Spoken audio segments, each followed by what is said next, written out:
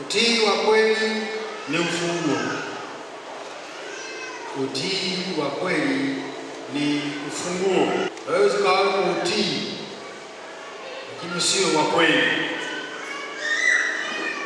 Nafanya sio kwa kweli. Utii wa kweli huo ni ufunguo wa maisha yako na safari yako ya kwenda kwa Baba. Ni vizuri sana kama nikawa na namna fulani ya kujielekeza kwa Mungu na maagizo yake, maana amenipa, asije akajuta kuniongeza mwaka. Ndiye jirani, Mungu asije akajuta kukuacha uishi. Ile tumezika jana, inazika leo, inazika juzi, sisi tuko na wokovu tunao. Mungu asije akajuta kukuacha. Lakini utii wako wa kweli ndio ufunguo sasa wa maisha yako na Mungu, wa safari yako kwenda salama mbele za Mungu. Kwa nini? Unafanya anayotaka ufanye. Tena na yeye Mungu anatembea na kufanya kwa mpango wake. Habadiliki kulingana na mazingira. Si kwamba kwa sababu hii Sauli unaposoma pale anasema watu waliona kondoo hawa na Mungu anakutazama wewe ambaye amekupa nafasi uokoka, anakutazama wewe unafanyaje habari ya maagizo yake na kazi yake unafanyaje. Habari ya watu Mungu hayajui. Tutajidanganya. Ni vizuri kwa na utii wa kweli kwa maagizo ya Mungu na kufanya vile Mungu anataka tufanye. Ndipo tutakapotembea na Mungu, na ndio usalama wetu na ndio ushindi katika safari yetu. Tumefika, Mungu anaendelea kutuhifadhi, anataka kuona na sisi tunatembea sasa katika maagizo yake. Sisi ni wawakilishi wake. Kitendo cha kutokaa katika ile kweli ya Mungu ukaingia kwenye ushawishi wa watu, tena ni ushawishi mbaya, na kufanya wewe umwasi Mungu. Maana hufanyi tena yale ya Mungu, unafanya ya watu. Kwa wewe uko kinyume na Mungu. Na tunaona matokeo yake au madhara yake. Sauli moja, ufalme nje. Sio ufalme tena. Lakini bado sasa Sauli huyo akafika mahali kibali alichokuwa nacho kwa Mungu toa. Watu walimsaidia kidogo, akaendelea kuwa na kibali kwa watu. Moja niwaulize, kwa Mungu tayari Sauli kwa watu Sauli alibaki. Sina njaa. Hatukuruhusu kula hata hiyo mchana. Tunaendelea na maombi. Hata kama hujafunga mchana huu basi unaungana na sisi. Kwamba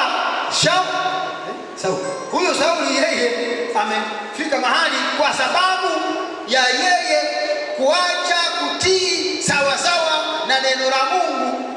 Ameungana, anasema watu, mimi peke yangu nikata. Huyo aliwasingizia watu. Wasingia alikuwa kiongozi. Sasa watu wangemuongoza kitu kufanya. Wewe unafikiri aliwasingizia. Ndio maana sasa hakutaka kujadili watu. Sasa ngoja na mimi nikwambie. Hakuna haja ya kujadili chochote hapo. Wewe si umesema. Ngoja na mimi nikwambie ambacho Mungu ameniambia. Tayari tunakuta jamaa anashughulikiwa kama yeye. Na moja kwa moja hata wale watu waliosema watu tena hakuendelea kuwa kiongozi wao. Maana wale ni wa Mungu ambaye wewe umeacha kumtii. Kwa nijikumbushe kwamba mimi mwenyewe nimetakiwa kuwa na utii kwa maagizo ya Mungu. Yaani haijalishi huyu mwenzangu anafanyaje, kwa habari hiyo ya Mungu huyu mwenzangu anafanyaje, ni vizuri mimi niendelee kujihakiki nafanyaje. Hapa hatuwaoni watu, tunamwona Sauli, na anaambiwa kwa kuwa wewe umekataa, umeacha kutii Mungu naye amekukataa, wewe usiwe mfalme. Bali za watu zinaishia kule kule kwake alikosema watu. Huku mbele huko hatukutani nazo, tutakutana na shughuli ambayo anashughulikiwa Sauli. Kanisa la Mungu, hebu tuchangamke, tujue Mungu ametuchagua, Mungu ametuweka, Mungu ametuacha, tupo, anataka sisi. Kwa hiyo mimi, wewe, hivi sisi ndio tuyafanye nini Mungu anataka tufanye.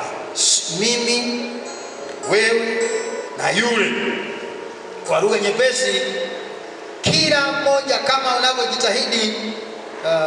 Mtu mzima kisha kuwa mtu mzima huhitaji msaada wa kuogeshwa. Sasa kwa habari za utii wa maagizo ya Mungu, ni vizuri sana mtu mzima mmoja mmoja, nisimamie mimi, Mungu wangu anataka nifanye nini, nisimame mwenyewe, nifanye mwenyewe. Najua Mungu anataka mimi nifanye, kwa hiyo nifanye mimi. Habari ya huyu aliye kushoto au kulia hainisaidii wala haihusiki, maana ni mimi nitajibu mbele za Mungu.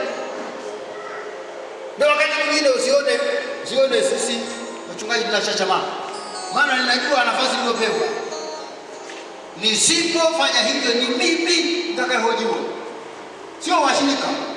Kama washirika walikuwa wananiangalia sana, wananikazia macho. Sasa wasikaze macho, wafanyeje? Simame kwenye lile nataka kusimama na kusimamia, nisimame vile vile, nisikosane na Mungu. Na wewe vile vile usimame, maana umeokolewa. Tuna neema jamani, tumeokolewa, tupo kwenye neema, tunatembea kwenye neema, hata tumeongezwa tena kipindi kingine cha kuishi 2026. Huwezi kuona kwa sababu ni nafasi ya pekee, ni nafasi tunazipewa hivi hivi. Sasa ninafanyaje sasa kwa huyu Mungu ambaye yeye tayari amefanya?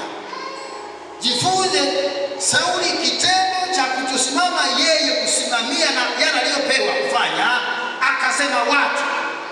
Anakwambia aliadhibiwa ni Sauli, sio wale watu.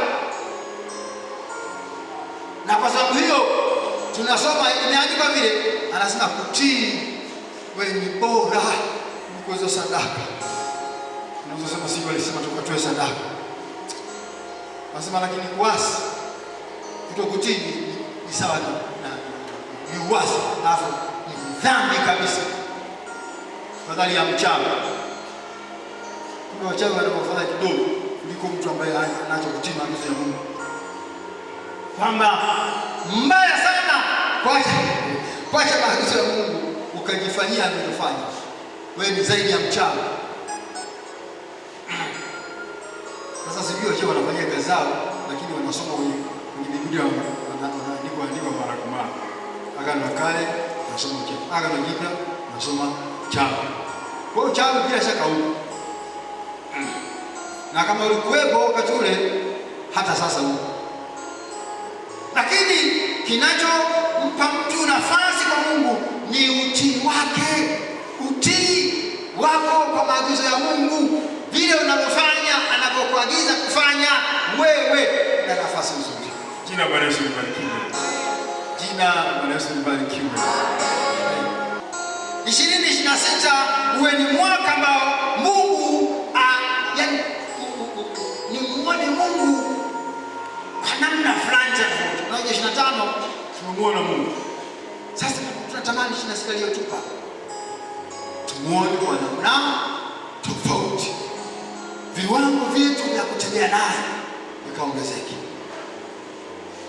Namna ile ambavyo umemtumikia Mungu, namna ile unayofanya kwa Mungu, ni vizuri 26 ikaongezeka, maana yeye amekuongeza. Jamani, amina. Yeye ametuongeza. Sasa kama yeye ametuongeza, sisi tunajibuje? Tunaongeza. Na tunakaza mwendo.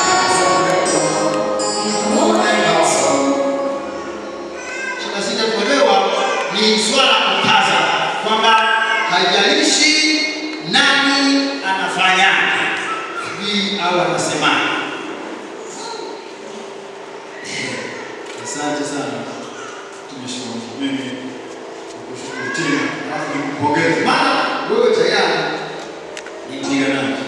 Wewe uko mstari wa mbele.